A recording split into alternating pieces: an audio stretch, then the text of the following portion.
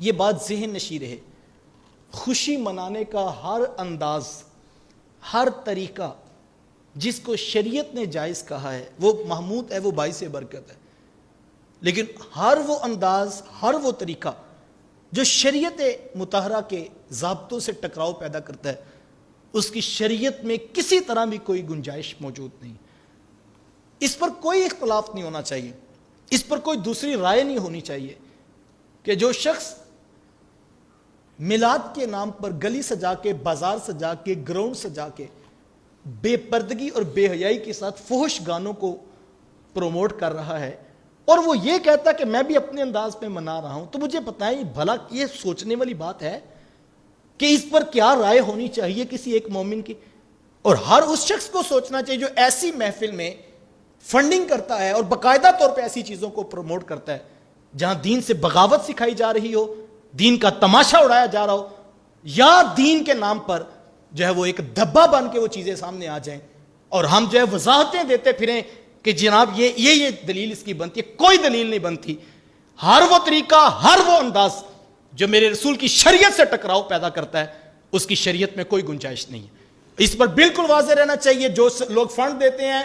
جو اس کے لیے لنگر اہتمام کرتے ہیں، جو وہ مت سوچیں کہ اس کا کچھ نہیں ملے گا، وہ یہ سوچیں، بار بار سوچیں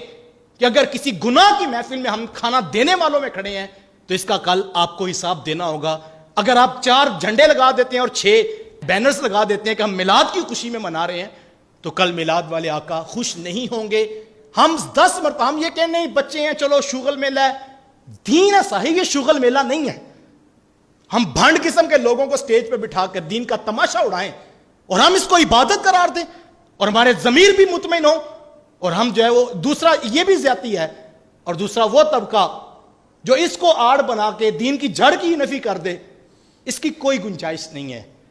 مجھے اور آپ کو اپنے ضمیر کو جھنجھوڑنا چاہیے، اپنے اندر اترنا چاہیے کہ ہم دین رسول کے جو ہے وہ مذاق میں شریک ہو رہے ہیں، اور اگر ہم ایسے کھڑے ہو رہے ہیں تو پھر مجھے اور آپ کو سوچنا ہوگا میلاد کے 50 بینر کیا 200 بینر کیا ساری دنیا بھی یہ بات کہتی رہے، ہمارے لیے دین مکمل ہو چکا ہے۔ صحابہ نے جو خوشی منائی تھی اس میں ایک وجہ یہ تھی کہ حضور نے کرم نوازیاں فرمائی، جلوہ فرازیاں ہوئیں، اور اللہ نے ہمیں اپنا پیغمبر عطا کر دیا۔ اور دوسری خوشی اس میں یہ بات تھی کہ دین رسول ہم کو مل گیا ہے۔ تو اگر ہم نام رسول پہ دین رسول چھوڑ رہے ہیں تو پھر مجھے اور آپ کو سوچنا ہوگا یہ کاروبار ہو سکتا ہے، یہ کسی کی ایڈورٹائزمنٹ کی مہم ہو سکتی ہے، یہ کسی کی ذاتی ضرورت ہو سکتی ہے، یہ کسی کی پروموشن ہو سکتی ہے، لیکن یہ دین رسول نہیں ہے۔ یہ بات بھی ذہن نشیں رہے۔ اس آڑ میں کھڑے ہو کر کوئی شخص یہ کہے کہ میلاد لکھا کہاں ہوا ہے، بھائی یہ جو ہم کر رہے ہیں یہ واقعی کہیں نہیں لکھا ہوا، یہ ہم ڈٹ کر کہتے ہیں کہیں نہیں لکھا ہوا۔ دین کا تماشا میلاد کے نام پر بنانے پر دلائل نہیں چاہیے، لیکن اگر کوئی پوچھے کہ صحابہ نے نہیں منایا، میاں ان کا تو لولو محبوب کے نام لگا ہوا تھا، ان کا تو رواں رواں محبوب کے لیے تھا، اور ان کی زندگی کا ایک ایک لمحہ محبوب کے مشن کے لیے تھا۔ اور میلاد کی سادہ سی تعریف یہ ہے، محبوب کے تذکروں کے ساتھ